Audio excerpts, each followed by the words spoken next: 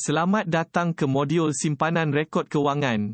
Seperti yang telah diterangkan sebelum ini, kaedah simpanan rekod kewangan perniagaan adalah berasaskan kitaran perakaunan. Kitaran perakaunan bermula dengan mengenal pasti jenis urus niaga kewangan dan seterusnya butir-butir urus niaga dicatatkan ke dalam dokumen-dokumen kewangan yang berkaitan, dan perkara ini telah disentuh pada sesi pertama. Pada sesi kedua pula, saya telah menunjukkan kaedah mencatat rekod-rekod kewangan berasaskan dokumen-dokumen kewangan. Pada sesi kali ini, saya akan menerangkan penyediaan imbangan duga dan penyata kewangan. Lazimnya, imbangan duga disediakan terlebih dahulu sebelum penyata kewangan. Imbangan duga merupakan senarai baki akaun-akaun perniagaan. Terdapat dua ruangan dalam imbangan duga. Ruangan di sebelah kiri menyenaraikan baki akaun-akaun aset dan perbelanjaan, yang juga dikenali sebagai baki debit.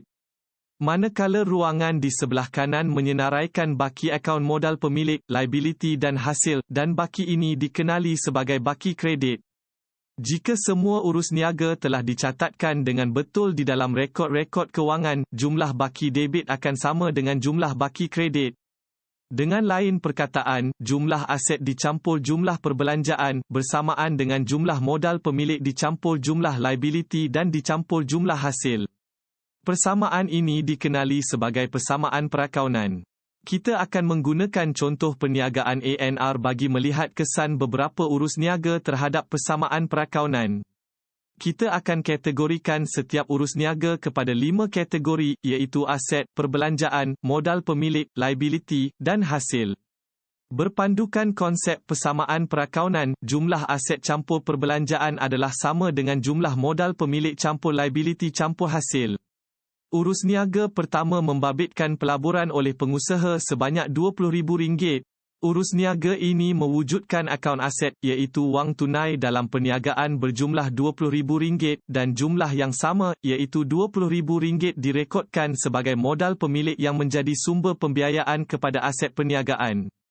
Berpandukan urus niaga ini, jumlah debit iaitu jumlah aset adalah sama dengan jumlah kredit iaitu modal pemilik. Masing-masing berjumlah RM20,000. Urus niaga kedua membabitkan penerimaan pinjaman sebanyak RM50,000. Pinjaman ini meningkatkan jumlah wang tunai menjadi RM70,000 dan mewujudkan akaun pinjaman berjumlah RM50,000. Dengan lain perkataan, urus niaga ini telah meningkatkan jumlah debit iaitu aset menjadi RM70,000 dan modal pemilik ditambah liability menjadikan jumlah kredit sebanyak RM70,000 juga.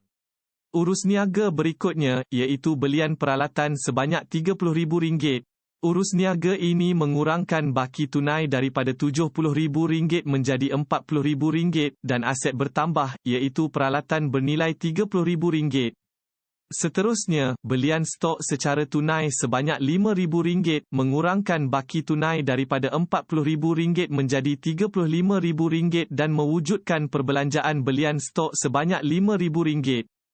Belian stok secara hutang pula meningkatkan belanja belian stok daripada RM5,000 kepada RM8,000 dan mewujudkan jumlah pemiutang sebanyak RM3,000 sebagai liability. Urus niaga ini menjadikan aset campur perbelanjaan berjumlah RM73,000 dan modal pemilik campur liability dan campur hasil juga berjumlah RM73,000. Jualan tunai sebanyak RM3,000 pula meningkatkan baki tunai daripada RM35,000 kepada RM38,000 dan mewujudkan akaun hasil jualan sebanyak RM3,000. Urus niaga ini menjadikan aset campur perbelanjaan berjumlah RM76,000 dan modal pemilik campur liability dan campur hasil juga berjumlah RM76,000. Urus niaga terakhir melibatkan jualan hutang sebanyak RM1,000. Urus niaga ini mewujudkan satu akaun aset yang baru, iaitu penghutang bernilai RM1,000 dan meningkatkan jumlah hasil jualan kepada RM4,000. Pada keseluruhannya, kita dapati jumlah debit, iaitu jumlah aset dan perbelanjaan sebanyak RM77,000 adalah sama dengan jumlah kredit, iaitu jumlah modal pemilik, liability, dan hasil, iaitu RM77,000 juga. Selepas kita melihat bagaimana kesemua urus niaga tersebut memberi kesan kepada persamaan perakaunan, sekarang kita boleh memahami mengapa jumlah imbangan duga perniagaan ANR seimbang antara jumlah debit, iaitu aset dan perbelanjaan, dengan jumlah kredit, iaitu modal pemilik, liability, dan hasil. Menggunakan contoh perniagaan Fatihah Enterprise sebelum ini, kita akan menyediakan imbangan duga berasaskan baki akhir akaun tunai, akaun jualan hutang dan akaun belian hutang. Daripada akaun tunai ini, kita akan mengambil baki akaun-akaun aset, perbelanjaan, modal, liability, dan hasil. Manakala dalam akaun belian hutang, terdapat baki pemiutang dan jumlah belian hutang. Dalam akaun jualan hutang pula, terdapat baki penghutang dan jumlah jualan hutang. Kesemua baki ini disenaraikan dalam imbangan duga, dan kita boleh lihat jumlah debit, iaitu aset dan perbelanjaan bersamaan jumlah kredit, iaitu modal pemilik, liability, dan hasil, masing-masing berjumlah RM59,000. Selepas menyediakan imbangan duga, sekarang kita masuk ke langkah terakhir dalam kitaran perakaunan, iaitu penyediaan penyata kewangan. Penyata kewangan terdiri daripada penyata pendapatan dan kunci kira-kira. Penyata pendapatan, yang juga dikenali sebagai penyata untung rugi, membentangkan prestasi kewangan perniagaan. Manakala kunci kira-kira membentangkan kedudukan kewangan perniagaan. Bagi memudahkan penyediaan penyata kewangan, lembaran kerja penyata kewangan perlu disediakan bagi memindahkan kesemua baki akaun dari imbangan duga. Lembaran kerja mengandungi beberapa ruangan iaitu ruangan nama akaun, ruangan imbangan duga, ruangan penyata pendapatan, dan ruangan kunci kira-kira. Semua baki akaun di imbangan duga dipindahkan ke ruangan-ruangan berkaitan dalam penyata pendapatan dan kunci kira-kira.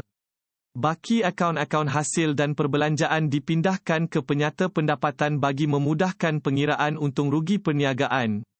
Manakala baki akaun-akaun aset, equity, dan liability dipindahkan ke kunci kira-kira. Ini akan memudahkan kita melihat kedudukan kewangan perniagaan. Sebaik sahaja kesemua baki akaun dipindahkan, untung atau rugi boleh dikira dalam penyata pendapatan. Penyata pendapatan Fatihah Enterprise menunjukkan jumlah hasil melebihi jumlah perbelanjaan. Diandaikan tiada baki stok pada akhir bulan, lebihan jumlah hasil berbanding jumlah perbelanjaan sebanyak RM2,200 merupakan untung bersih yang diperoleh pada Oktober. Untung bersih akan meningkatkan ekuiti pemilik. Oleh itu jumlah ini dicampur dengan modal pemilik dalam kunci kira-kira. Bagaimanapun, penyata kewangan ini masih belum muktamad. Penyata kewangan pada akhir sesuatu tempoh kewangan mungkin perlu melalui beberapa penyelarasan sebelum dimuktamadkan. Memandangkan usahawan perniagaan kecil digalakkan menyedia penyata kewangan setiap bulan, maka adalah wajar untuk membuat penyelarasan pada setiap akhir bulan bagi memastikan penyata kewangan tersebut dapat menggambarkan prestasi dan kedudukan kewangan yang benar dan saksama pada bulan berkenaan. Lazimnya, penyelarasan yang sering dilakukan terhadap penyata kewangan perniagaan kecil membabitkan stok barang niaga dan perbelanjaan susut nilai aset tetap. Bagi perniagaan yang terlibat dalam penghilangan atau perdagangan, kos belian bahan atau barang niaga merupakan sebahagian daripada kos barang yang dijual, yang dikenali juga sebagai kos jualan. Nilai kos jualan adalah penting dalam pengiraan untung kasar. Dalam perniagaan Fatihah Enterprise sebelum ini, kita telah membuat andaian bahawa semua barang niaga telah habis dijual dan tiada nilai stok pada akhir bulan. Oleh itu, kos barang-barang yang dijual bersamaan kos belian, iaitu RM11,500. Jika stok akhir atau stok penutup diandaikan bernilai RM1,500, maka jumlah ini ditolak daripada jumlah belian, menjadikan kos jualan bernilai RM10,000. Stok akhir yang bernilai RM1,500 diambil kira sebagai aset semasa dan dicatatkan dalam kunci kira-kira. Bagi Fatihah Enterprise, stok akhir bulan Oktober yang bernilai RM1,500 akan dibawa ke bulan November sebagai stok permulaan. Penyelarasan berikutnya membabitkan susut nilai aset tetap. Aset tetap merupakan perbelanjaan modal, iaitu perbelanjaan pembelian aset bukan semasa yang digunakan dalam perniagaan untuk jangka masa yang panjang. Aset tetap digunakan untuk membantu usahawan menjana hasil. Oleh itu kos penggunaan aset tetap tersebut perlu diambil kira dalam pengiraan untung bersih. Disebabkan penyata kewangan perniagaan kecil disediakan setiap bulan, maka kos penggunaan aset tetap perlu dikira setiap bulan sehingga tamat tempoh jangka hayat aset tersebut. Kos ini dinamakan susut nilai. Jika jangka hayat peralatan dianggarkan 5 tahun atau 60 bulan, maka susut nilai bulanan dikira dengan membahagikan kos peralatan dengan 60 bulan. Iaitu RM25,000 dibahagi 60 bulan, menjadikan susut nilai bulanan sebanyak RM417. Oleh itu kos peralatan sebanyak RM25,000 ditolak jumlah susut nilai bulan Oktober sebanyak RM417, menjadikan nilai buku peralatan pada bulan itu berjumlah RM24,583. Susut nilai sebanyak RM417 merupakan perbelanjaan pada bulan berkenaan, dan perlu dimasuk kira sebagai perbelanjaan dalam penyata pendapatan. Selepas membuat penyelarasan terhadap stok dan susut nilai, Fatihah Enterprise memperoleh untung bersih sebanyak RM3,283, iaitu selepas ditolak jumlah hasil dengan jumlah perbelanjaan. Berpandukan lembaran kerja ini, penyata pendapatan dan kunci kira-kira boleh dibentangkan dalam format yang lazim disediakan bagi kedua-dua penyata ini. Penyata pendapatan membentangkan prestasi kewangan, iaitu pengiraan untung kasar dan untung bersih bagi sesuatu jangka masa kewangan. Dalam contoh ini, penyata pendapatan Fatihah Enterprise membentangkan prestasi untuk jangka masa 1 bulan berakhir pada 31 Oktober.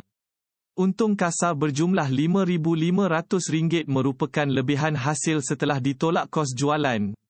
Untung kasar ditolak pula dengan perbelanjaan berjumlah RM2,217, menjadikan untung bersih Fatihah Enterprise pada bulan Oktober berjumlah RM3,283.